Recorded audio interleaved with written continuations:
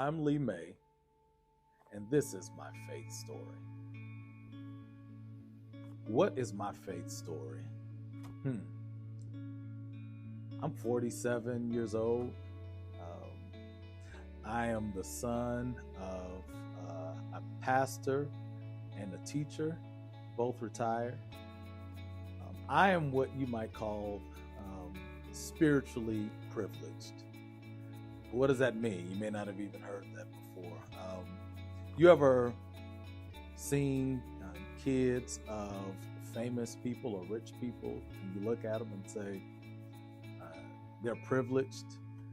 Um, I didn't grow up rich, didn't grow up famous, but I grew up with a wealth of spiritual background. I grew up going to church. I grew up going to vacation Bible school. I grew up going to Sunday school. I grew up watching my dad preach and teach every Sunday. I grew up with a praying family. And so I grew up spiritually privileged. I don't know life without God. I don't know life without church. It's all I've ever known.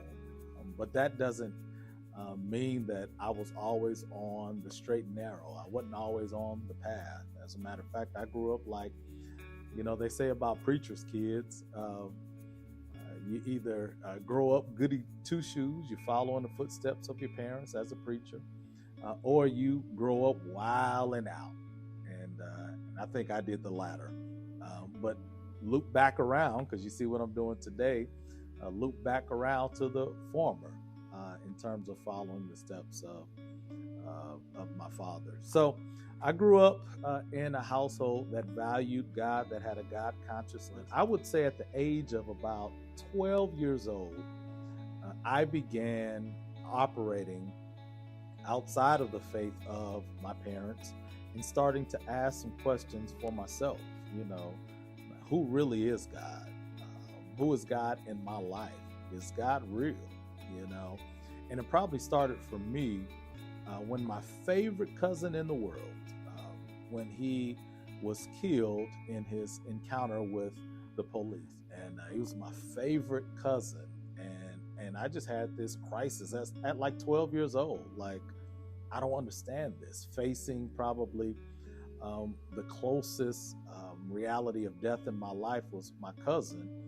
And just started praying. As a matter of fact, my prayer as a 12-year-old was, well, God, you resurrected your son Jesus. I believe in you. So why don't you resurrect my cousin? And at the same time, literally like the next day, it's crazy because I'm allergic to dogs, but I grew up with dogs. And my dog was killed like the next day. And running across the street. And so I now had two crises in my life as a 12-year-old. My favorite cousin died and my dog died. And so I'm asking God, resurrect my cousin and resurrect my dog. I need you to do this. And when I tell you, every night I would fall asleep praying this prayer. I would pray crying, God, just, because I just frankly believe and what I kept hearing in church. And I was like, well, if they said it, it's in the Bible. I've seen in the Bible Lazarus was raised from the dead. You raised your son Jesus. Why not raise my cousin and my dog? And it didn't happen, right? So then I had to deal with that. All right, I prayed with everything in me. I prayed believing that you could do it and you would do it, but it didn't happen. And I was disappointed, like mad, right? Mad with God. Like, I don't understand why. My cousin was 17 years old. I'm 12 years old. My dog was, I don't know how old my dog was. But I really, even at 12 years old, really believed that God could engage in my life and that he would. So somehow, some way, even though I was disappointed and upset, I didn't lose faith in God. Um, but it was still living off my parents' faith. And then in time, you grow older, and for the most part, I was a good kid, you know. So I wasn't the wilding out kid. Well, others would say I was wilding out. I was just having fun. But I really lived my life just doing what I enjoyed to do. I liked having fun. I like having fun with people. I like to be the life of the party. I like meeting new people. I like throwing parties. I like being the life of the party and all of that. So for me, my life was more about that. And so from middle school through high school, it was let's just live life. Let's have fun. Like I want to leave this life having left everything on the field. Like I didn't not do anything I didn't want to do, right? That I want to do. And so that was my life. Then I go off to college, Clark Atlanta University. At Clark Atlanta University, I am there in this place that what's the UNCF's motto? A mind is a terrible thing to waste. I believed in that. A mind is a terrible thing to waste. I also believed a life is a terrible thing to waste. So let's have at it. Let's kick it. Let's go all in. And that's what I did at CAU. And just wanting to enjoy everything that life had to offer. And so I lived life for me. Still had a God consciousness, still had a faith perspective as well. But life was all about me. Now, let me take a step back.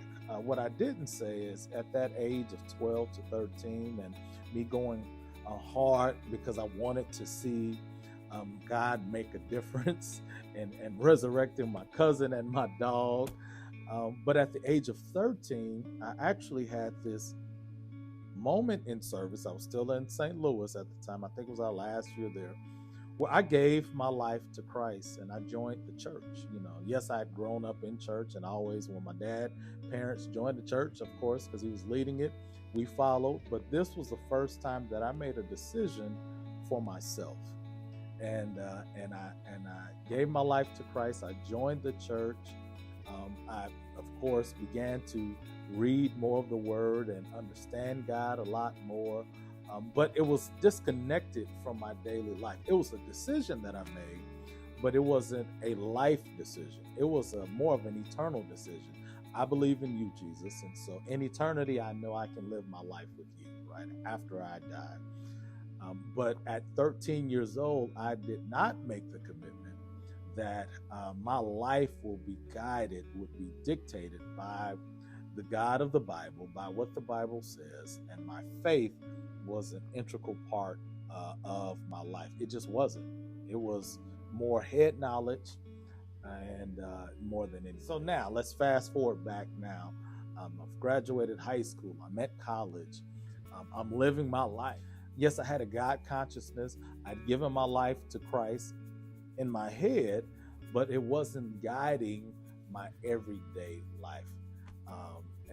And so, yes, I still went to church every Sunday because I grew up going to church every Sunday.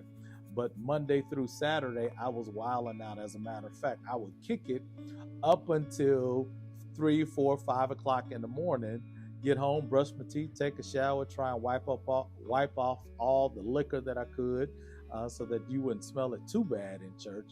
And I would still go to church. And my boys, my folk, my frat brothers, they all knew it. They all saw it. Everybody saw the dichotomy of my life. Everyone saw that Lee was living two lives. And it wasn't that I was talking about living two lives or talking one thing and living another. It was just, this is who I was. I went to church on Sundays, and then I went and did what I did all the remainder of the week. So my faith story really has been about connecting what I say I believe with my actual life. And that's been the difficulty.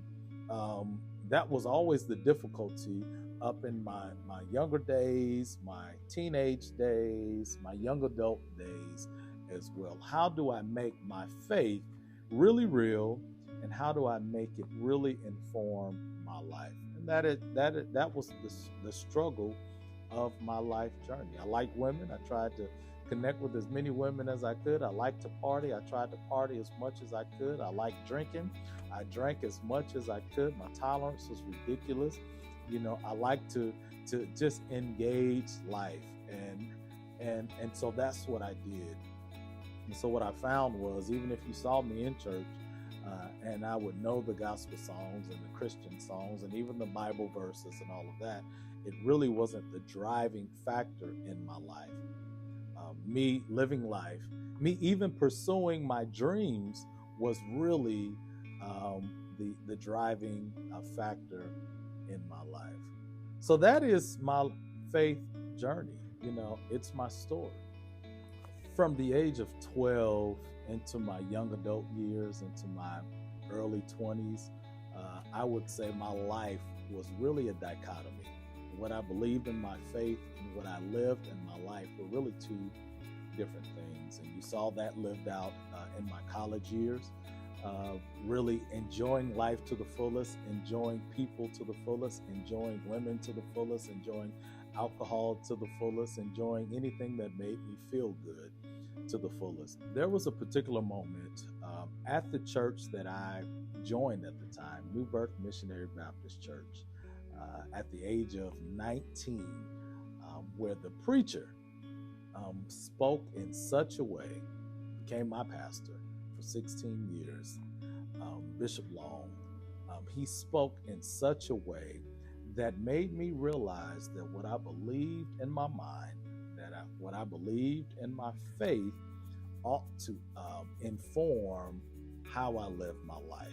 And not just inform it, but actually guide how I live my life. Just to be really frank, if that was a Sunday, no telling what was going on that Friday or Saturday. And so it made me think real seriously about how I was living my life, and even made me want to make some decisions to change or alter my lifestyle, right?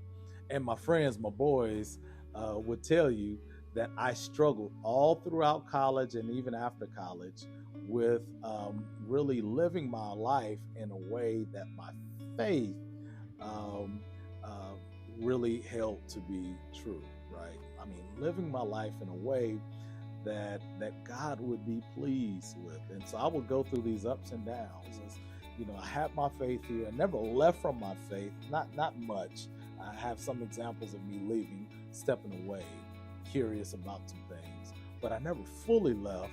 But yet I held on to the world and to the lifestyle of just pleasing myself as much as I could. So in my faith story, my journey from all the way from like 12 years old until my young adult years, I think I really was searching for this intimate relationship with God, that I'd heard preachers talk about, that I'd heard other more spiritually mature and grown people talk about. And that's something that I wanted. I wanted this close, intimate relationship with God. Like, I wanted to hear from God. I wanted to do what God wanted me to do. And think about this, at 12 years old, I didn't have that, didn't know how to get that, but yet was searching. And I would say my faith story has really been one of ongoing searching for God, to be in this deep, intimate relationship with Him. And so, as a part of me growing and maturing and evolving as a young man of faith, I had to understand my definition of what fun, what excitement, what living looked like was all off, and it wasn't informed by anything but what I felt like. And so now, as an older man, I'm living life. I am enjoying life way more than I could have ever been living when I was living as a younger man, because of what I determined through my relationship with God, fun looks like, life looks like, what excitement looks like. I get excitement out of things that I would have never gotten excited about before. And that came through my spiritual walk with God. On this faith journey of mine, I've always looked at people who are quote unquote spiritually mature. And I've looked at them I always wondered, do you have faith struggles? Do you struggle with God and all of that? And at this moment in the season in my life, even as a pastor, I have faith struggles. One of the areas that I struggle with is not believing God, it's not trusting in God. Really, it's in me wanting God to come through the way that I think He ought to come through. And this is kind of how I kind of position that in my mind. Um, God, I want to do what you tell me to do. As a matter of fact, if you don't want me to do it, I don't want to do it. I'm fine with that.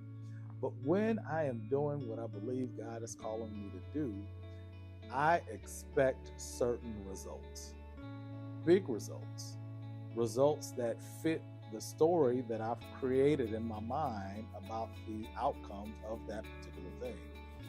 And so I do struggle. I struggle when I take a step out in faith, right? Believing that God has directed me on this path, but it doesn't happen the way that I had imagined, or even that I believe God was going to make it happen.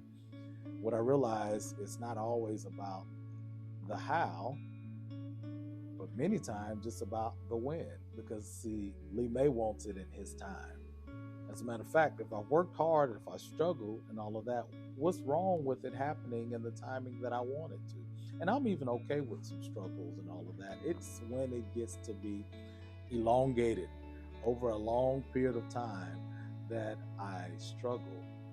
But then once I can come to myself, and it may not be immediate, if I can be real, me and God will have some words. Well, he just listens and I just vent. But once I can come to myself and get out of my feelings, right?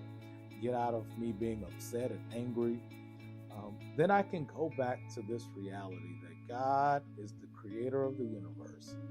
God created me. He's sovereign. God knows what he is doing. As smart and as intelligent as I believe I am, it is no comparison to what my creator, my father, has in place. So I have to go back to trusting his thoughts and his plans for me and my life. And even if it doesn't shake out the way that I thought and hoped, particularly in the timing, I still trust in my God, my Father, that he has my best interest at heart. And the more that I can stay focused on God in the midst of my challenges and my journey, the better I'll be. Because at the end of the day, regardless of what's going on in my life, God has shown himself faithful in my life time and time again. Because whatever I may be facing, however big it is, I just look at where I am now, and I'm no longer where I was. And that was God that brought me along that journey and got me through where I was to where I am today.